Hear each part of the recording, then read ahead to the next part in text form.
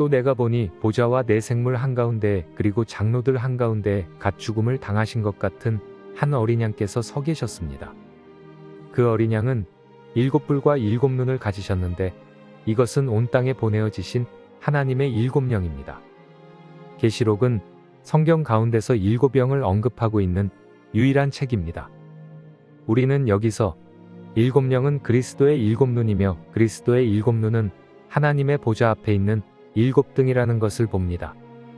7등을 처음 언급한 곳은 출애굽기 25장으로서 거기에서 우리는 하나의 등잔대 위에 있는 7개의 등을 볼 수 있습니다.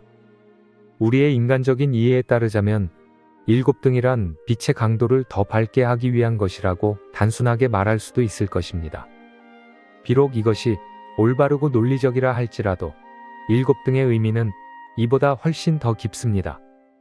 왜 그 등잔대는 6개나 8개의 등을 갖고 있지 않습니까? 스가랴서에서 우리는 7등에 관한 더 심층적인 것을 볼 수 있는데 이는 스가랴 3장과 4장에서 7등이 7눈이라는 것을 보기 때문입니다. 비록 스가랴 4장 10절이 주님의 7눈에 대해 말하지만 눈과 등과 영의 연결이 분명하게 밝혀지지는 않습니다. 그러므로 우리는 앞으로 더 전진하여 7등과 7눈과 7영을 볼 수 있는 곳인 계시록까지 와야 하는 것입니다. 주 예수님은 불꽃 같은 7눈을 가지셨습니다. 비록 이 눈들이 살피고 심판하고 정죄하고 비추기 위한 것이지만 궁극적으로는 그분의 본질, 곧 그분의 신성한 요소를 우리에게 주입하기 위한 것입니다. 어떻게 해서 주님의 신성한 요소가 우리 존재 안으로 일에 넣어질 수 있습니까? 그것은 바로 그분의 7눈의 주입을 통해 이뤄집니다. 언제든지 우리가 그리스도의 불꽃 같은 눈에 의해서 살펴지고 정화되고 순화되고 정련되고 심판되어질 때마다 우리는 그분께 속한 것을 얻습니다.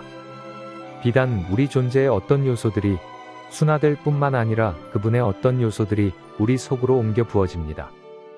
타고난 것들은 재해지고 신성한 것들이 옮겨 부어집니다.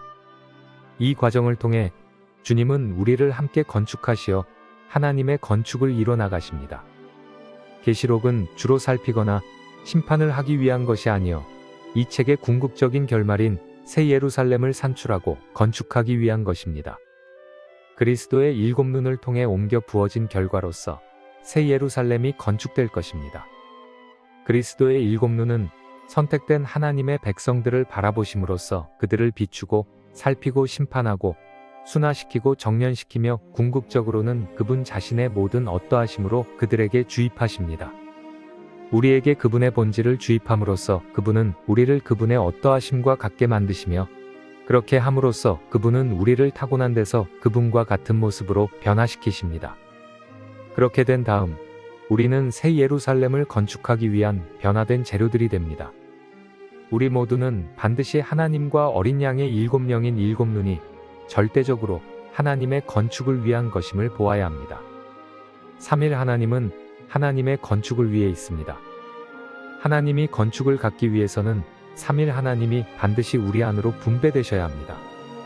성경 안에서 통제하는 관점은 하나님의 건축입니다. 전 성경은 하나님의 건축과 관련되어 있고 하나님의 건축은 우리 안으로 분배되시는 3일 하나님에 의해 성취됩니다. 계시록을 대할 때 우리는 반드시 이런 관점을 붙들어야 합니다. 만일 이렇게 한다면 우리는 이 책을 이해할 수 있을 것이며 또 이 책이 주로 심판의 책이 아니라 하나님의 건축을 위한 책임을 보게 될 것입니다. 자세한 내용은 요한계시록 라이프 스터디 메시지 21을 참고하시기 바랍니다.